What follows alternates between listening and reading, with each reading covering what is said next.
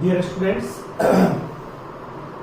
आज के इस वीडियो लेक्चर में आपको मैं बताने जा रहा हूं complete events under meiosis cell division.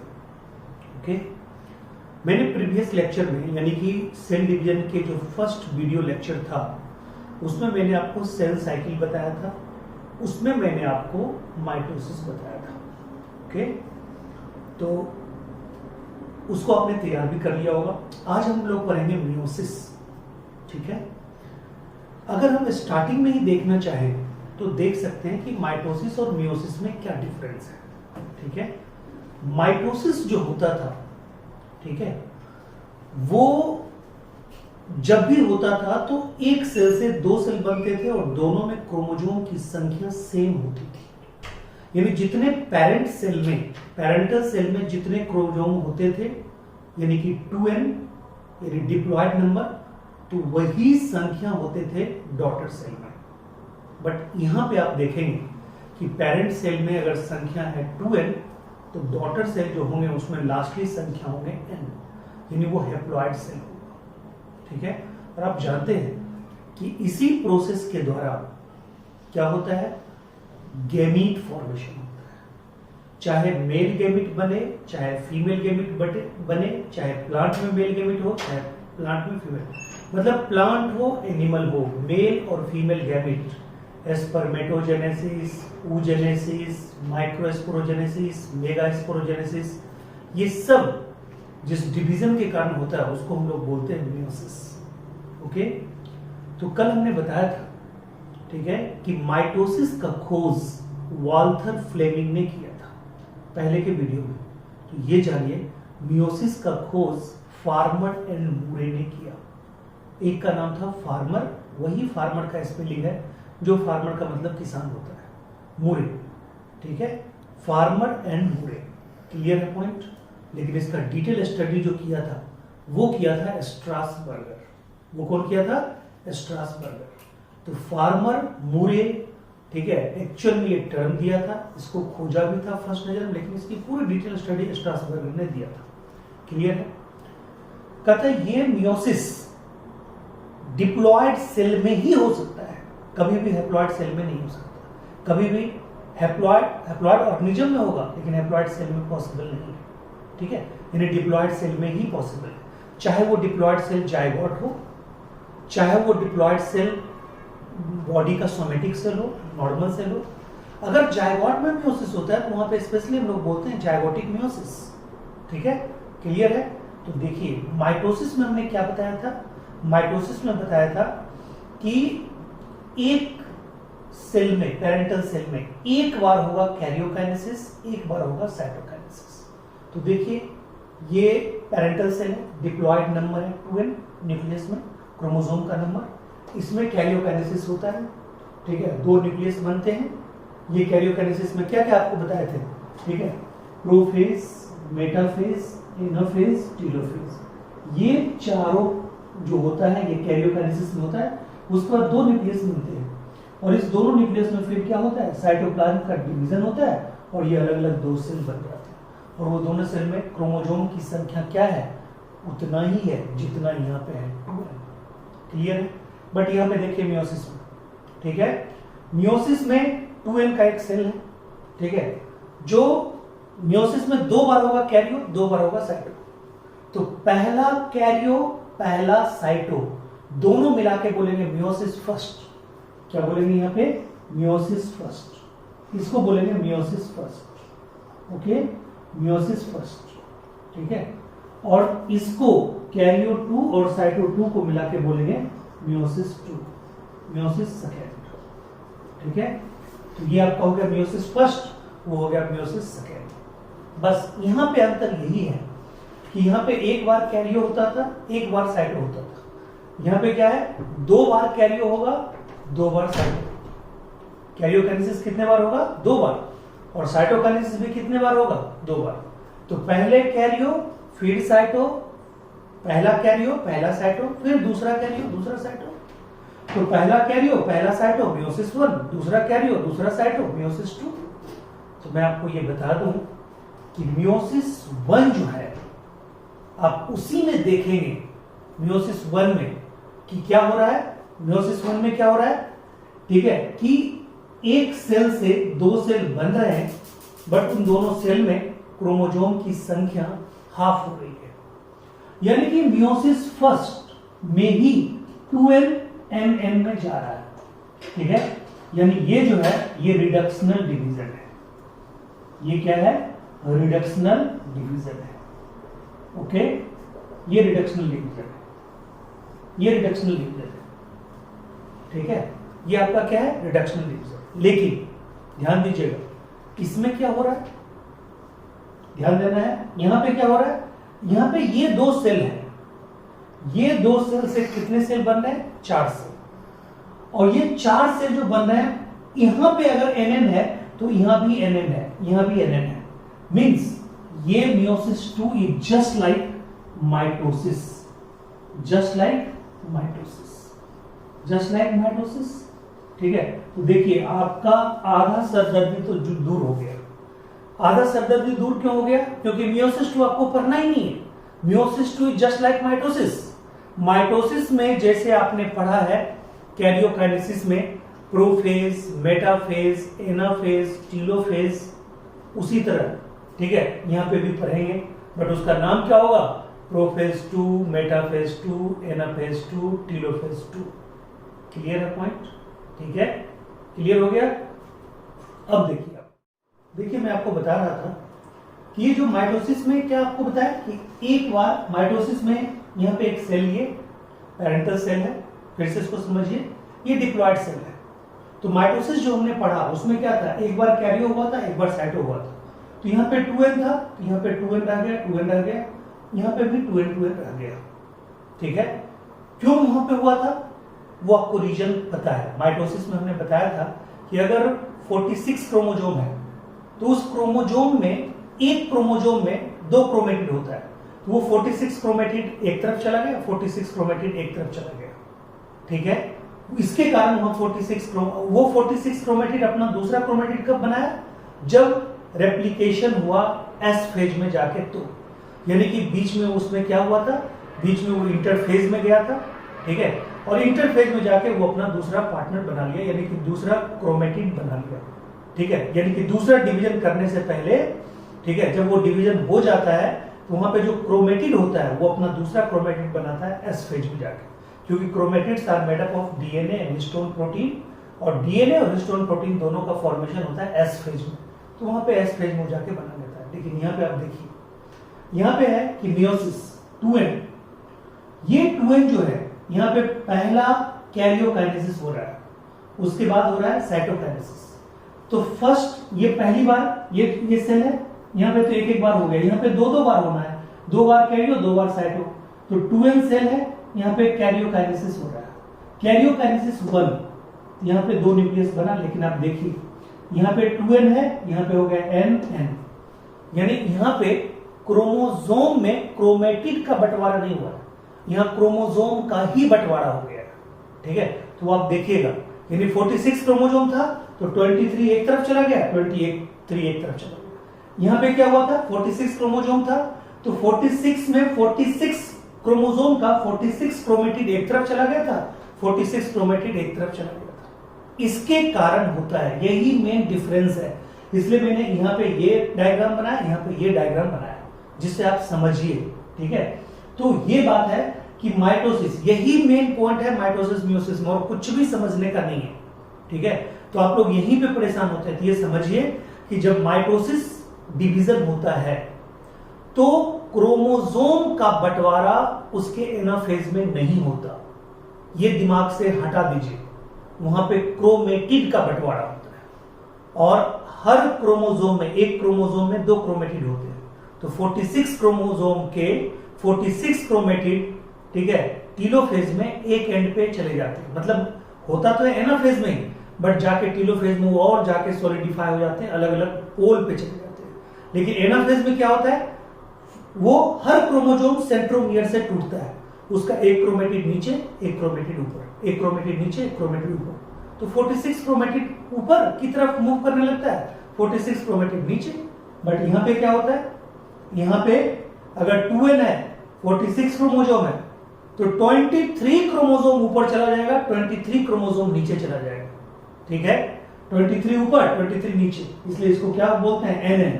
और फिर साइटोकाइनेसिस होगा, 2 सेल बन जाएगा एनएन वाला। अब ये 2 सेल को आप मान चलिए, जैसे यहाँ 1 सेल जा रहा है माइटोसिस में, यहाँ पे 2 सेल जा रहा है माइटोसिस में। ठीक है, तो 2 सेल माइटोसिस में जा रहा है, देखिए n n n n n n n n, यानी कि ये 1 सेल का 2 सेल, यानी कि इसको मान लीजिए कि माइटोसिस की तरह पूरा है, इसको भी मान लीजिए माइटोसिस तरह, बस नाम अलग है क्योंकि ये मियोसिस का दूसरा पार्ट है, इसलिए इसको बोलते हैं मियोसिस 2, और मियोसिस 2 में इसको बोलेंगे कैरियो 2, इसको बोलेंगे cytokinesis 2। Karyokinesis 2, cytokinesis 2, karyokinesis 2, cytokinesis 2, और ये 2 सेल। तो जितना यहाँ पे n है 23 है, यहाँ पे 23 ही रह गया, यानी इसकी तरह, यानी meiosis 2 is just like mitosis. ठीक है, इसका मतलब यहाँ पे क्या हो रहा है, यहाँ पे अगर 23 क्रोमोसोम है, यहाँ भी 23 क्रोमोसोम है, ये 23 से यहाँ पे क्या हो रहा है, क्रोमोसोम का बंटवारा यहाँ नहीं हो रहा है, यहाँ पे क्रोमेटिड का बंटवारा हो रहा है। इसलिए इस 23 क्रोमोसोम का 23 क्रोमेटिड्स ऊपर जा रहा है, 23 क्रोमेटिड्स नीचे जा रहा है, यहाँ भी 23 क्रोमेटिड, ये दोनों अलग अलग बट गए। यहाँ भी क्या हो रहा है, 23 क्रोमोसोम है, ठीक है, और ये 23 में 23 ऊपर जा रहा है क्रोमेटिड, 23 नीचे आ रहा है, ये 23 हो गया। यहाँ पे ये जो मियोसिस 1 हुआ, मियोसिस 2 हुआ, इसमें बीच में कोई इंटरफेज नहीं है, बीच में कोई इंटरफेज नहीं है। जबकि माइटोसिस ये कंप्लीट होने के बाद यहाँ पे क्या होता था, इंटरफेज होता था, जब तब जाके दूसरा सेल डिवीजन स्टार्ट होता था।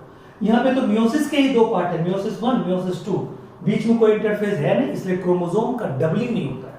ठीक है, क्रोमोसोम डबलिंग नहीं होता है, ठीक है, इसलिए क्रोमोसोम उतना ही रह जाता है। ओके, वहां पे क्रोमोसोम का जो अमाउंट था वो डबल होता था, क्यों, वहां पे इंटरफेज के एस फेज में जाके, ठीक है, डीएनए भी बनता था और हिस्टोन प्रोटीन भी बनता था। क्लियर है? अब आइए, तो ये आप अगर ये लेखा जोखा आपने समझ लिया तो बहुत अच्छी बात है। अब आपको कुछ नहीं है समझना, ये मियोसिस 2 जो है, ये मियोसिस 2 आपको पढ़ना ही है। मियोसिस 2 जस्ट लाइक माइटोसिस, बस अंतर यह है कि नॉर्मल माइटोसिस में 1 सेल से 2 सेल बनते हैं, यहाँ पे 2 सेल से 4 सेल बनेंगे, बाकी सब कुछ सेम होगा, लेकिन हमें मियोसिस फर्स्ट पढ़ना है। अच्छा, मियोसिस 2 अगर है तो उसका कैरियो 2 है, तो कैरियो 2 में बोलेंगे प्रोफेज 2, मेटाफेज 2, एनाफेज 2, टेलोफेज 2। और यहाँ पे, ठीक है, कैरियो फर्स्ट में क्या बोलेंगे, मियोसिस फर्स्ट के कैरियो फर्स्ट में प्रोफेज 1, मेटाफेज 1, एनाफेज 1, टेलोफेज 1। तो अब आप देखिए, ठीक है, हम पढ़ने जा रहे हैं मियोसिस का मियोसिस 1, यानी कि मियोसिस 1। ये जो मियोसिस 1 है, ठीक है, इसमें हो गया आपको 5 स्टेप, इसको समझिए आराम से। ठीक है, यहां पे हो गया 5 स्टेप, 4 स्टेप। प्रोफेज 1, प्रोफेज 1, ठीक है, मेटाफेज 1, मेटाफेज 1, ठीक है, एनाफेज 1, एनाफेज 1, ठीक है, और telophase 1, telophase 1। Prophase 1, metaphase 1, anaphase 1, telophase 1। ठीक है, यानी कि वहां पे सिंपल हम लोग प्रोफेज, मेटाफेज, एनाफेज, टीलोफेज बोलते थे। चूंकि यहाँ पे मियोसिस के 2 पार्ट है, मियोसिस 1, मियोसिस 2, तो मियोसिस 1 के कैरियोकाइनेसिस के, यानी कि मियोसिस 1 का ही क्या है, कैरियोकाइनेसिस का पार्ट है। ये चारों मिलकर क्या हो गया, कैरियोकाइनेसिस, कैरियोकाइनेसिस, और इसमें भी 1 लगा दीजिए, कैरियोकाइनेसिस 1। और फिर लास्ट में यहाँ पे क्या होगा, ये कैरियोकाइनेसिस हो गया, तो अब यहाँ पे क्या होगा, साइटोकाइनेसिस होगा, साइटोकाइनेसिस, और वो भी क्या होगा, साइटोकाइनेसिस 1। ठीक है, यानी कि अब देखिए यहां पे क्या है कि ये माइटोसिस से अलग है। यहां पे हमने क्या बोला, रिडक्शन डिवीजन, यानी कि एनाफेज में, वहां के एनाफेज में पहले भी बताया, फिर बता रहा है, वहां के एनाफेज में क्रोमेटिड बंटता था। सेंट्रोमियर टूटने के बाद यहाँ पे क्रोमोसोम बटेगा, यहाँ पे क्रोमोसोम का नंबर बटेगा, वहां पे क्रोमोसोम का स्ट्रक्चर बढ़ता था। ठीक है, इसलिए वहां पे सेम रह जाता था, वहां क्रोमेटिड 46 ऊपर 46 नीचे, और दूसरा क्रोमेटिड अपना दूसरा पार्ट में बना लेता था एस फेज में। ये बार बार बोलना है, यहां से क्वेश्चन आएगा। ठीक है, अब देखिए यहां पे कहता है कि ये जो मियोसिस 1 है, prophase 1, metaphase 1, anaphase 1, telophase 1। Telophase 1 में कोई बहुत ज्यादा दिक्कत नहीं है, प्रोफेज 1 आपको समझने लायक है। कहता है प्रोफेज 1 में ही सारी एनर्जी अपनी खत्म करनी है। कहता है प्रोफेज 1 यहाँ पे ठीक है, बटा होता है, ठीक है, 5 पार्ट, ठीक है, प्रोफेज 1। जबकि माइटोसिस का प्रोफेज आप क्या देखते थे, कुछ भी नहीं बटा होता था। माइटोसिस का प्रोफेज बिल्कुल सिंपल था, कोई वहां पे बंटवारा नहीं था। ज्यादा हमने बोला था कि भाई कुछ एक दो घटनाएं जो शुरू में होता है उसको आप बोल दो, ठीक है, अर्ली प्रोफेज, और जो बाद में होता है उसको लेट प्रोफेज बोल दो, बट वो भी कोई ऑथेंटिक नहीं था। बट यहाँ पे ऑथेंटिक रूप से प्रोफेज 1 इज डिवाइडेड इनटू 5 सब स्टेजेस, ठीक है। लैप्टोटीन, जाइगोटीन, ठीक है, लैप्टोटीन, जाइगोटीन, पैकिटीन, डिप्लोटीन और डाइकाइनेसिस, ठीक है, ठीक है, यानी कि लैप्टोटीन, जाइगोटीन, पैकिटीन, डिप्लोटीन, डाइकाइनेसिस, ठीक है। ये अगर आपको याद ना हो तो मैं आपको इसके लिए एक ट्रिक बता देता हूं, ठीक है। लाओ जरा पुस्तक, लाओ जरा पानी दे दो, पानी दे दो, लाओ जरा पानी दे दो, लाओ लैप्टोटीन, जरा जाइगोटीन, पानी पैकिटीन, ठीक है, दे डिप्लोटीन और दो, ठीक है। लाओ जरा पानी दे दो, इसको आप जैसे भी बोल दीजिए, लाओ जरा पुस्तक दे दो, लाओ जरा पानी दे दो, लाओ जरा पानी दे दो, ठीक है। लाओ लैप्टोटीन, जरा जाइगोटीन, पानी पैकिटीन, दे डिप्लोटीन और दो डाइकाइनेसिस। ये 5 स्टेप है प्रोफेज 1 में। इसी पांचों स्टेप में जितनी घटनाएं होती हैं वो आपको पूछा जाता है बहुत डिटेल से, हम भी बताएंगे बहुत डिटेल से, क्लियर है। तो पहले आ जाइए लैप्टोटीन, ठीक है। मैं आपको बता दूं कि लैप्टोटीन, जाइगोटीन इन दोनों से बड़ा होता है पैकिटीन, क्लियर है पॉइंट, ठीक है। तो लैप्टोटीन में देखिए, लैप्टोटीन में ज्यादा कुछ नहीं होता है। लैप्टोटीन में क्रोमोसोम बिल्कुल पतला होता है, बिल्कुल लंबा होता है। वो क्रोमोसोम का क्रोमेटिड इनविजिबल होता है। क्रोमोसोम इतना पतला होता है कि उसका क्रोमोसोम का सेंट्रोमियर इनविजिबल होता है। क्रोमोसोम इतना पतला और लंबा होता है, ठीक है। और ये सब आपस में मिले होते हैं। ये आपस में उसी तरह मिले होते हैं जैसे कोई फ्लावर का बुके होता है। तो फ्लावर के बुके में जैसे मान लीजिए ये फ्लावर है, ठीक है, इसमें देखिए ये सारे इसके, ठीक है, ये मान लीजिए इसको बुके मान लीजिए, इसके सारे देख लीजिए पेडिसेल आपस में मिले हुए। ठीक इसी तरह क्रोमोसोम होता है, ठीक इसी तरह सारे क्रोमोसोम पतले और लंबे होते हैं और सब ऐसे करके कॉम्पैक्ट रहते हैं। यानी यहाँ पे कॉम्पैक्टाइजेशन होती है, ठीक है, यहाँ पे कॉम्पैक्टाइजेशन होती है, यानी सारे क्रोमोसोम एक बंडल के रूप में रहते हैं, अलग अलग यहाँ पे नहीं होते, ठीक है। कहता है लैप्टोटीन में बस इतना ही बताना है, बुके फॉर्मेशन ज्यादा बोलना है, ठीक है, क्रोमोसोम पतला और आपको कुछ नहीं बोलना है। जाइगोटीन में बोलिएगा कि ये लैप्टोटीन लास्ट होते होते, ठीक है, क्रोमोसोम छोटा होना शुरू हो जाता है, मोटा होना शुरू हो जाता है, और क्रोमोसोम कंडेंसेशन के बाद छोटा मोटा हो भी जाता है। और इसमें क्रोमोसोम के सेंट्रोमियर दिखाई पड़ने लगते हैं। अगर सेंट्रोमियर दिखाई पड़ रहा है तो इसका मतलब क्रोमोसोम के दोनों क्रोमेटिड भी दिखाई पड़ने लगते हैं, ठीक है। और ये जाइगोटीन में क्या होता है मालूम है, अगर आपके पास 46 क्रोमोसोम है, जहां पे मियोसिस हो रहा है वो डिप्लॉयड सेल ही तो है। तो कहता है डिप्लॉयड सेल चाहे टेस्टिस का हो, चाहे ओवरी का हो, चाहे मेल गैमेट बने चाहे फीमेल गैमेट बने, क्योंकि गैमेट बनने के टाइम में ही मियोसिस होता है। तो कहता है कि ये जो है, यानी कि ये जो डिप्लॉयड सेल में हो रहा है, तो कहता है लैप्टोटीन तो प्रोफेज का वो निकल गया कि भाई वहां पे मतलब पूरा क्रोमोसोम क्लियर नहीं था। जाइगोटीन में क्या बोल रहे हैं, क्रोमोसोम छोटा भी है, क्रोमोसोम मोटा भी है, क्रोमोसोम का क्रोमेटिड, ये क्रोमेटिड भी दिख रहा है और दोनों क्रोमेटिड के बीच सेंट्रोमियर भी दिख रहा है, क्लियर है।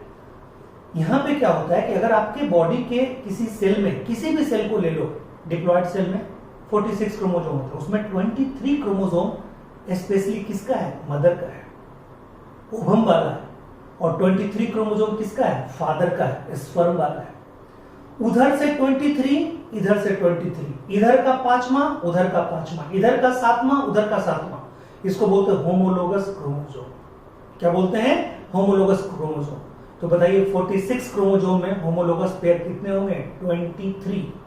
23 इधर मदर का, 23 इधर फादर का, ठीक है। और नंबर अगर सेम वाला मिले तो उसको बोलते हैं होमोलोगस पेयर, उसको बोलते हैं बाइवैलेंट्स।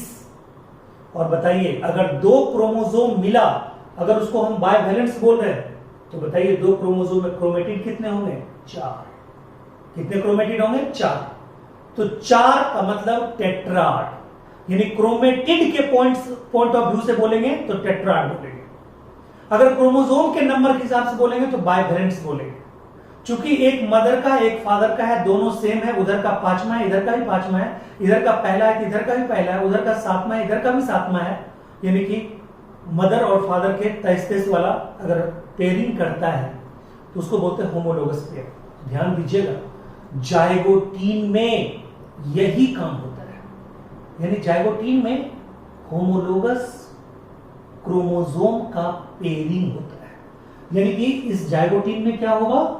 इस जाइगोटीन में, ठीक है, होमोलोगस क्रोमोसोम, जैसे देखिए ये एक क्रोमोसोम है और ये एक क्रोमोसोम है, ये दोनों क्रोमोसोम में पेयरिंग होती है।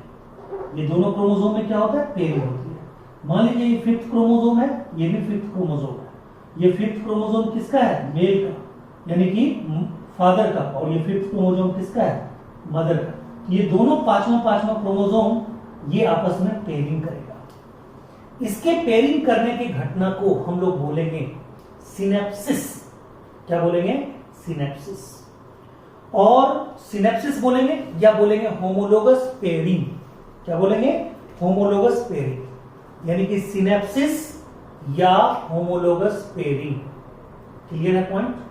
या तो सिनेप्सिस बोलेंगे, ठीक है, सिनेप्सिस का मतलब दो क्रोमोसोम की पेयरिंग, या होमोलोगस पेयरिंग बोलेंगे, या बाइवैलेंट फॉर्मेशन बोलेंगे, या टेट्राड फॉर्मेशन बोलेंगे।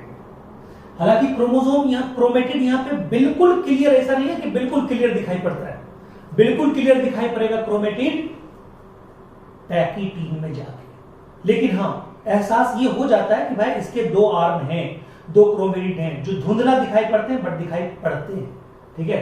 तो बताइए यहां पे क्रोमेटिड के हिसाब से देखेंगे तो 4 क्रोमेटिड, टेट्राड। और अगर मान लीजिए क्रोमोसोम के हिसाब से देखेंगे 2 बाइवैलेंट्स। और चूंकि होमोलोगस है तो होमोलोगस पे यहां पे बोलेंगे पेयरिंग ऑफ क्रोमोसोम अकर्स। उस प्रोसेस का नाम सिनेप्सिस या syndesis occurs, homologous pairing occurs, bivalent formation occurs, tetrad formation occurs. ये सब घटनाएं कहां पे होती है? जाइगोटीन में। और मैं बता दूं ये पेयरिंग ऐसे नहीं होती है, समाज में ही आप देखिएगा, ठीक है, 2 लड़के लड़कियों की अगर शादी हो रही है, दोनों की पेयरिंग हो रही है, कपलिंग हो रही है, उसमें कोई बिचौला होता है, उसमें कोई बीच वाला आदमी होता है जो दोनों के माँ बाप को गलत सही बोल के मिला देता है।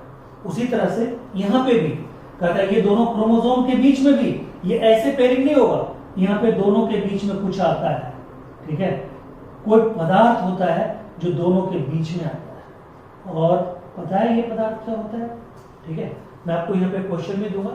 ये पदार्थ का नाम तो मैं आपको बता दूं, चूंकि ये सिनेप्सिस करता है इसलिए इस पदार्थ को, इस कॉम्प्लेक्स कंपाउंड को, ठीक है, इसमें 2 चीजें होती है इसलिए इसको बोलते हैं कॉम्प्लेक्स। और ये सिनेप्सिस करवाता है इसलिए इसको बोलते हैं सिनेप्टोनीमल कॉम्प्लेक्स। इसको बोलते हैं सिनेप्टोनीमल कॉम्प्लेक्स। ये क्या है? सिनेप्टोनीमल कॉम्प्लेक्स, ठीक है, इसका नाम है सिनेप्टोनीमल कॉम्प्लेक्स, ठीक है। ये सिनेप्टोनीमल कॉम्प्लेक्स, ठीक है, मोसेस नामक साइंटिस्ट ने खोजा था, इसको मोसेस नामक साइंटिस्ट ने खोजा था। और ये सिनेप्टोनीमल कॉम्प्लेक्स ये कॉम्प्लेक्स प्रोटीन है, ठीक है, कॉम्प्लेक्स प्रोटीन है। और कॉम्प्लेक्स प्रोटीन में ये, ठीक है, न्यूक्लियो प्रोटीन है, न्यूक्लियो प्रोटीन है, ठीक है, न्यूक्लियो प्रोटीन है। यानी न्यूक्लियो प्रोटीन का मतलब nucleic acid, nucleic acid plus protein, ठीक है। जबकि आप जानते हैं क्रोमोसोम भी क्या होता है? न्यूक्लियो प्रोटीन ही होता है, न्यूक्लियो प्रोटीन ही होता है क्रोमोसोम, ठीक है, न्यूक्लियो प्रोटीन, यानी क्रोमोसोम भी न्यूक्लियो प्रोटीन ही होता है। तो दोनों में अंतर क्या है?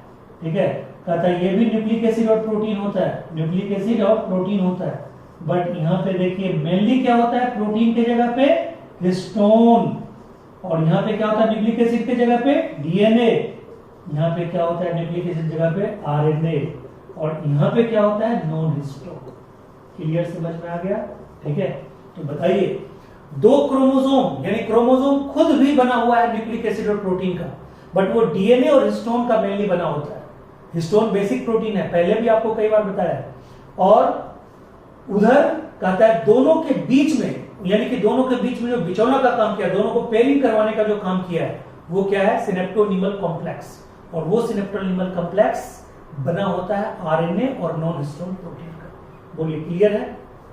तो वो है आरएनए और नॉन हिस्टोन प्रोटीन का। क्लियर हो गया? तो चलिए वहां तक आपको पॉइंट क्लियर है।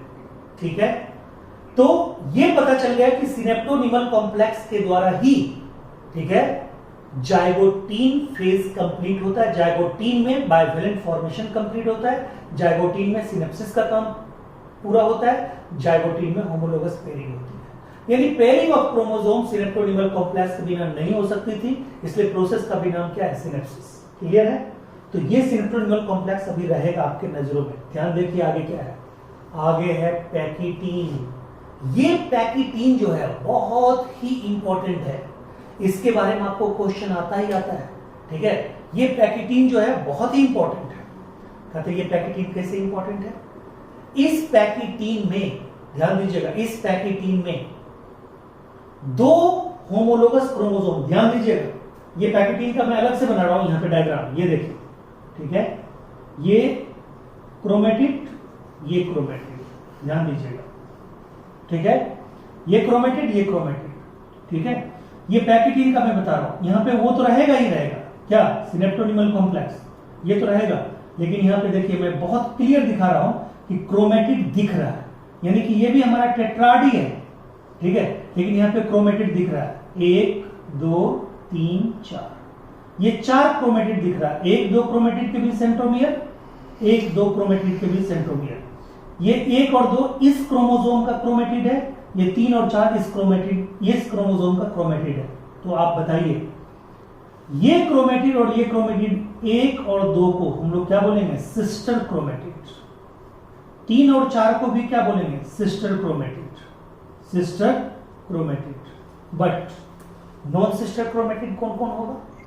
नॉन सिस्टर क्रोमेटिड यहां पे 4 होगा, 4 पेयर। देखिए कैसे, ठीक है, 1 3 1 4 2 3 2 4। ठीक है, यानी कि नॉन सिस्टर क्रोमेटिड के 4 पेयर हैं। नॉन सिस्टर क्रोमेटिड के कितने पेयर हैं? 4, और सिस्टर क्रोमेटिड के 2 ही पेयर हैं। ठीक है, तो मैं आपको बता दूं कि यहां पे, अब बताइए, ये क्रोमेटिड का आप जानते हैं, जो जो जीन इस क्रोमेटिड पे होगा, एक क्रोमोसोम की बात कर रहे हैं, वो जीन इस क्रोमेटिड पे भी होगा। तो ये दोनों क्रोमेटिड अगर आपस में अदला बदली करता है तो कोई फर्क नहीं पड़ता, कोई नई वैरायटी नहीं है। लेकिन ये क्रोमोसोम, ये क्रोमेटिड का कुछ पार्ट इधर चला जाए, इस क्रोमेटिड का कुछ पार्ट इधर आ जाए, इसका इधर, यानी नॉन सिस्टर क्रोमेटिड के बीच अगर पार्ट का अदला बदली होता है तो आप जानते हैं क्रोमेटिड के ऊपर क्या होता है, जीन। इसका मतलब जीन का अदला बदली होता है, इसका मतलब जेनेटिक रिकॉम्बिनेशन होता है। इसी को बोलते हैं क्रॉसिंग ओवर। क्या बोलते हैं इसको? Crossing over. आपने शुरू में भी जो पढ़ा होगा, ठीक है, एसेक्सुअल रिप्रोडक्शन, सेक्सुअल रिप्रोडक्शन, आपने पढ़ा होगा कि एसेक्सुअल रिप्रोडक्शन में प्रोजेनी जो होता है, ठीक है, जो ऑफस्प्रिंग होता है, उसमें वेरिएशन नहीं आती है। क्यों नहीं आती है? क्योंकि एसेक्सुअल रिप्रोडक्शन में पेरेंट एक ही होता है, गैमीट बनता नहीं है। गैमीट नहीं बनता इसका मतलब म्योसिस नहीं होता, म्योसिस नहीं होता इसका मतलब म्योसिस फर्स्ट नहीं होता, प्रोफेज फर्स्ट नहीं होता। ये क्रॉसिंग ओवर नहीं होता, और क्रॉसिंग ओवर नहीं होता इसलिए जीन का एक्सचेंज नहीं होता, जीन का एक्सचेंज इसलिए नहीं होता तो वेरिएशन नहीं होता। ये बात क्लियर हो गया? तो क्रॉसिंग ओवर के कारण ही वेरिएशन होती है। तो देखिए यहां पे क्या होगा, नॉन सिस्टर क्रोमेटिड के बीच पार्ट का अदला बदली होगा। देखिए जैसे मान लीजिए 2 और 3 में हम दिखा रहे हैं, यहां पे ये एक नोड्यूल्स बन जाते हैं, इसको बोलते हैं रिकॉम्बिनेशन नोड्यूल। क्या बोलते हैं इसको? Recombination nodule. आराम से समझिए, रिकॉम्बिनेशन नोड्यूल। ठीक है, बायोलॉजिकली इसको हम आगे जाके पढ़ेंगे क्या बोलते हैं, बट अभी इसको फिलहाल बोलते हैं रिकॉम्बिनेशन नोड्यूल, क्योंकि इसी नोड्यूल के दोनों तरफ क्या हुआ है, इसी नोड्यूल के दोनों तरफ क्रोमोसोम के पार्ट का अदला बदली हुआ है। एक्चुअल में क्रोमोसोम का पार्ट अदला बदली ना बोलिए, हम लोग बेटर बोल सकते हैं क्रोमेटिड के पार्ट का अदला बदली हुआ है।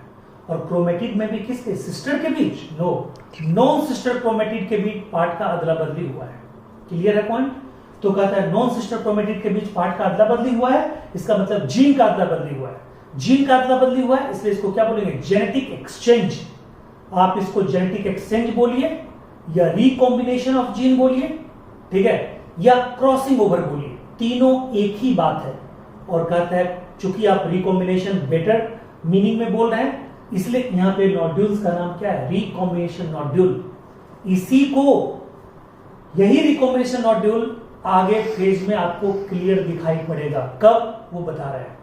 तो कहता है यहां पे ये ऐसे रिकॉम्बिनेशन नहीं होता, यहां पे क्रोमोसोम के पार्ट का अगर अदला बदली होता है, यहां पे एक एंजाइम काम करता है, उस एंजाइम का नाम है रिकॉम्बिनेज। ये रिकॉम्बिनेज एंजाइम का नाम कम से कम 5 बार नीट में आ चुका है, ठीक है। तो रिकॉम्बिनेज एंजाइम काम करता है क्रॉसिंग ओवर के लिए। क्लियर है पॉइंट? और इस क्रॉसिंग ओवर को पूरा करने के लिए, ठीक है, एक थ्योरी भी है, ठीक है, वो थ्योरी भी आप पढ़ेंगे। उस थ्योरी को देने वाला कहता है कपलिंग एंड रिपल्सन थ्योरी है। Coupling and repulsion theory genetics में आपको ज्यादा डिटेल में पढ़ाएंगे, ठीक है, जब आप +2 की डिटेल जाएंगे तो जेनेटिक्स में पढ़ाएंगे कपलिंग एंड रिपल्सन थ्योरी क्या होता है। वहां पे आपको क्रॉसिंग ओवर भी पढ़ना है, वहां पे लिंकेज भी पढ़ना है, तो वहां पे आपको डिटेल बताएंगे कपलिंग एंड रिपल्सन थ्योरी, ठीक है। तो उसको दिया था कारपेंटर। देखिए किसान का नाम फिर आ रहा है, वहां पहले किसान का नाम आया, यहाँ कारपेंटर का नाम आया। कारपेंटर का भी स्पेलिंग वही है, साइंटिस्ट ने खोजा था इसको, ठीक है, आइए, ठीक है, ध्यान दीजिए। यानी कि इस पैकेटिंग में क्या हो चुका है, क्रॉसिंग ओवर हो चुका है। किस पॉइंट के चारों तरफ, रिकॉम्बिनेशन नोड्यूल के दोनों तरफ, ठीक है।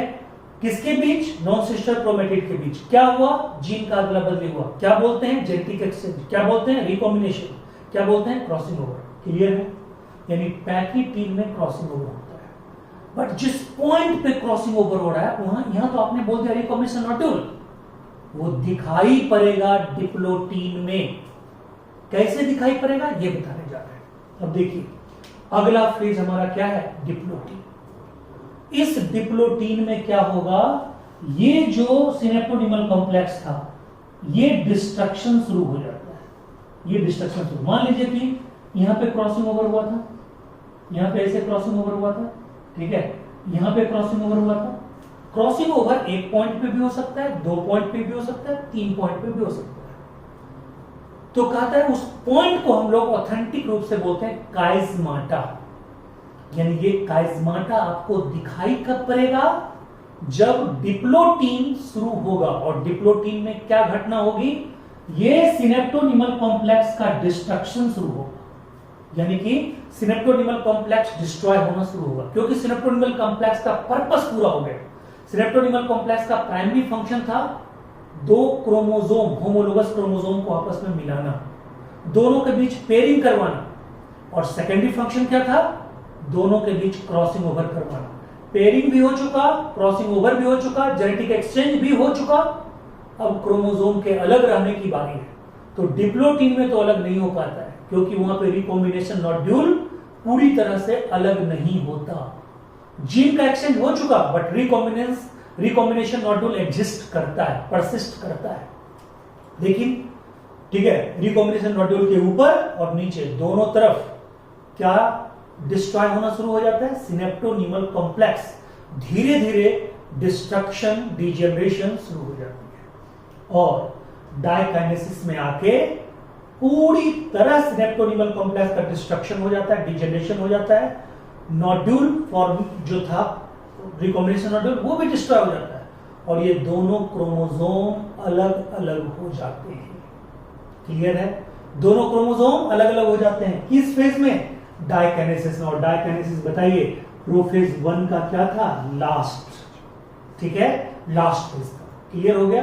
बहुत सारे, जैसे फीमेल वर्टिब्रेट में फीमेल के उस साइट में सेल इस डिप्लोटीन के फेज में ही कैद हो जाते हैं, यानी कि उनका डिप्लोटीन स्टेज बहुत लंबा चलता है, यानी कि डिप्लोटीन परसिस्ट बहुत ज्यादा दिन तक करता है, 100 दिन तक भी परसिस्ट कर सकता है। तो आपको कोई पूछेगा वर्टिब्रेट के उस साइट में यानी फीमेल एग में क्या होता है, तो बोल सकते हैं आप उनका डिप्लोटीन बहुत लंबा परसिस्ट कर सकता है। क्लियर है पॉइंट?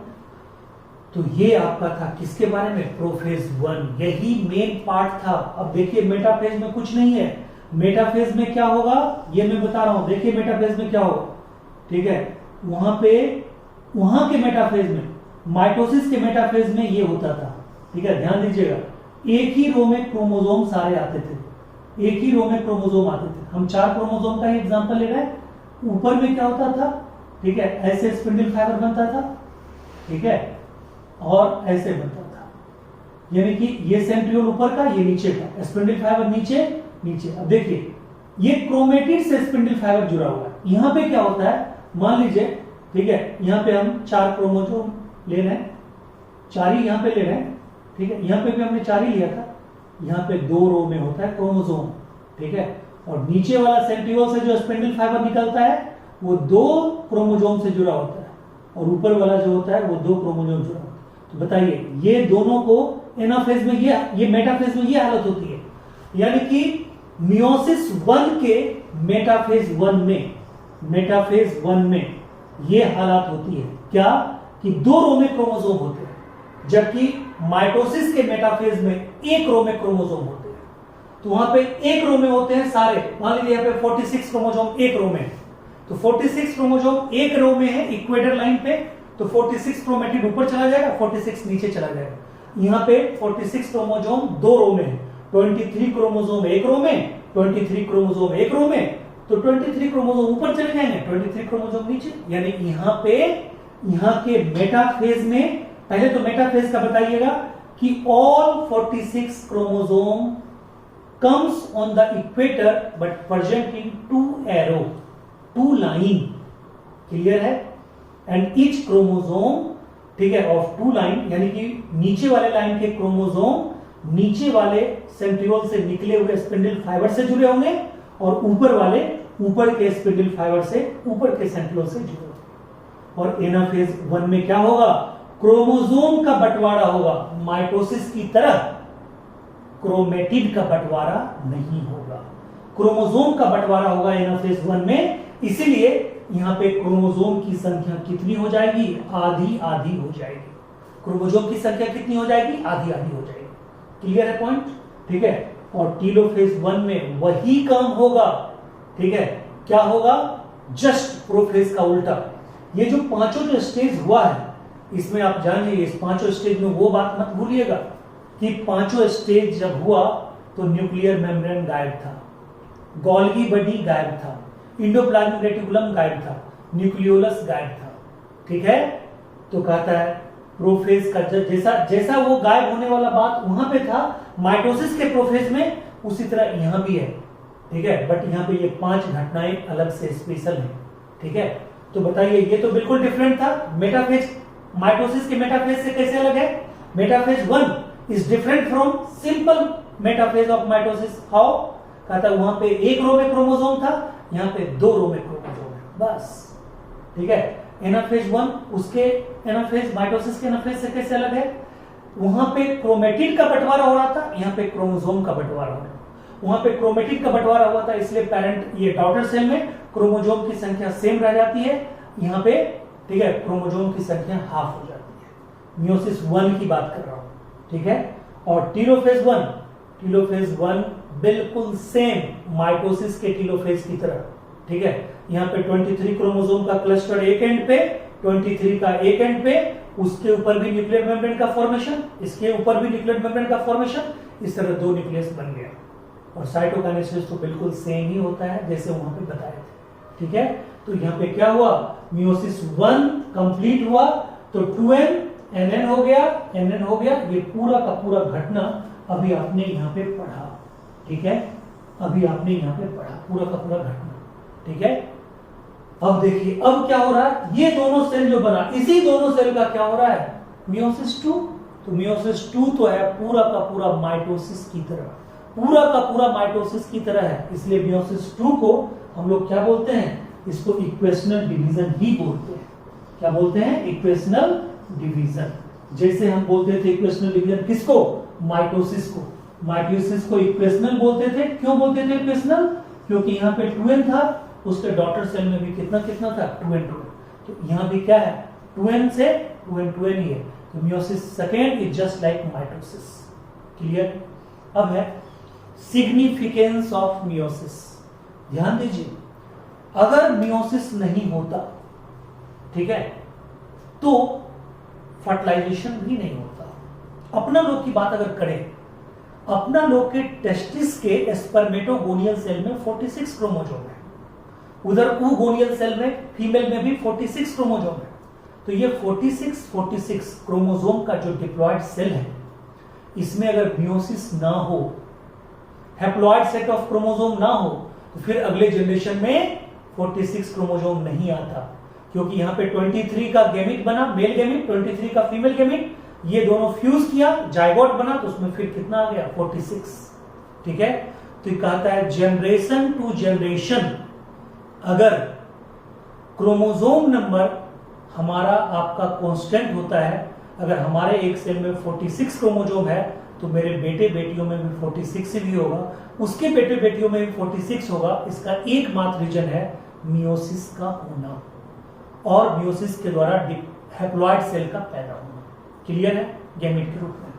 दूसरी बात, अगर मियोसिस ना हो तो जेनेटिक एक्सचेंज नहीं होगा, क्रॉसिंग ओवर आपने देखा, क्रॉसिंग ओवर नहीं होगा, और क्रॉसिंग ओवर नहीं होगा तो वेरिएशन नहीं होगा, रिकॉम्बिनेशन ऑफ जीन नहीं होगा, और वेरिएशन नहीं होगा तो क्या नहीं होगा मालूम, इवोल्यूशन नहीं होगा। यानी इवोल्यूशन होने के लिए वेरिएशन का होना बहुत जरूरी है। क्लियर है, यानी इवोल्यूशन होने के लिए वेरिएशन का होना क्या है, बहुत जरूरी है, बिल्कुल जरूरी है, तभी। और इवोल्यूशन नहीं होगा तो नए स्पीसीज का फॉर्मेशन नहीं होगा। क्लियर है। फिर कहता है अगर मियोसिस नहीं होगा तो बड़े एनिमल, बड़े प्लांट में फर्टिलाइजेशन पॉसिबल नहीं है, क्योंकि गैमेट बनेगा ही नहीं, तो गैमेट फ्यूज कहां करेगा, और फ्यूज नहीं करेगा तो फर्टिलाइजेशन नहीं होगा, जाइगोट नहीं बनेगा। तो ये पूरा का पूरा मियोसिस का बहुत बड़ा वैल्यू है। ठीक है। तो अब आप समझिए कि मियोसिस जब हो रहा है तो एक सेल से 4 सेल बन रहा है, माइटोसिस हो रहा था तो एक सेल से 2 सेल बन रहा था। अब ये देखिए मियोसिस 1 हुआ, मियोसिस 2 हुआ, इन दोनों के बीच में कोई इंटरफेज नहीं होता, बट किसी किसी सेल में अगर इंटरफेज होता भी है तो बहुत कम टाइम के लिए होता है, शॉर्ट लिव्ड होता है, उसको हम लोग इंटरफेज नहीं बोलते, उसको हम लोग बोलते हैं इंटरकाइनेसिस। उसको क्या बोलते हैं, इंटरकाइनेसिस, उसको हम लोग बोलते हैं इंटरकाइनेसिस। तो शॉर्ट लिव्ड इंटरकाइनेसिस होता है। क्लियर है पॉइंट। ठीक है। तो ये आपका है पूरा का पूरा मियोसिस। इसमें एक दो ऑब्जेक्टिव क्वेश्चन आपको न्यूमेरिकल टाइप के आएंगे। क्या आएंगे, ठीक है, कि एक सेल है उसमें मियोसिस हुआ, ठीक है, एक सेल है जिसमें कि 28 क्रोमोसोम है, तो मियोसिस के बाद 4 सेल बने, उसमें कितने क्रोमोसोम हुए, 14 हो गए। ये सब सिंपल सा बात है। ठीक है, ये कोई बहुत बड़ी बात नहीं है। ठीक है। अब इसमें एक अलग ढंग का क्वेश्चन कैसे आएगा, मियोसिस जब होता है, चाहे मेल में हो चाहे फीमेल में हो, मियोसिस के बाद मेल में एक सेल से 4 सेल होते हैं। ठीक है, यानी कि मियोसिस अगर किसमें हुआ, ठीक है, स्पर्म बनने के टाइम स्पर्मेटोगोनियल सेल में अगर मियोसिस हुआ तो 4 स्पर्म बनते हैं, चारों सर्वाइव करते हैं। बट ओवम में एक बार मियोसिस के बाद एक ही ओवम फंक्शनल होते हैं, ये याद रखिएगा। क्योंकि मियोसिस 1 होता है तो वहां पे एक छोटा बनता है, एक बड़ा होता है, वहां पे अनइक्वल मियोसिस होता है, तो जो छोटा वाला होता है उसको पोलर बॉडी बोलते हैं, वो डिजेनरेट कर जाता है। तो बताइए मियोसिस 1 के बाद एक ही फंक्शनल हुआ, फिर उस फंक्शनल में मियोसिस 2 होगा, तो वहां भी जो 2 बनेगा वो भी अनइक्वल होगा, एक छोटा एक बड़ा, फिर लास्ट में क्या हुआ, एक ही फंक्शनल ओवम बनता है। तो आपको अगर पूछेगा फीमेल में, ठीक है, oogenesis में एक मियोसिस से कितना ओवम बनता है, एक मैच्योर ओवम बनता है। बट अगर मेल में पूछेगा एक मियोसिस से कितना स्पर्म बनता है, तो 4 बनता है। क्लियर है। तो ये दिमाग में क्वेश्चन आएगा, तो आप इसमें घबराइएगा नहीं। यानी कि यहां पे क्वेश्चन को हम फाइनल अगर करें तो 100 जायगोट बनने के लिए 125 मियोसिस चाहिए। कैसे, 100 जायगोट बनने के लिए आपको 100 क्या चाहिए, ओवम, और 100 क्या चाहिए, स्पर्म। 100 ओवम के लिए 100 मियोसिस, लेकिन 100 स्पर्म के लिए मात्र 25 मियोसिस। तो 100 प्लस 25 125। इसका ट्रिक है n plus n by 4, n plus n by 4, where n बराबर number of zygote, number of zygote. ठीक है, जायगोट के जगह पे अगर प्लांट का सीड भी दे दे तो यही फार्मूला लगेगा। यानी कि अगर 100 जायगोट बनने के लिए पूछेगा कितना मियोसिस, तो 100 प्लस 100 बाई 4 बराबर 125। ठीक है, n इक्वल टू n। ठीक है, वो किस में लागू होगा, वो होगा उसमें लागू, क्या बोलते हैं आपको, ओहम के लिए, और n बाय 4 किसके लागू होगा, स्पर्म के लिए। क्लियर है point? This is all about your meiosis. इसको अब आप अच्छे से तैयार कीजिए, एनसीईआरटी से तैयार कीजिए, आपको पूरा का पूरा समझ में आ जाएगा। डायग्रामेटिक व्यू जो सब्जेक्टिव एग्जाम होता है उसके लिए जरूरी है, ऑब्जेक्टिव के लिए आपको समझना जरूरी है कंसेप्ट को। Thank you so much.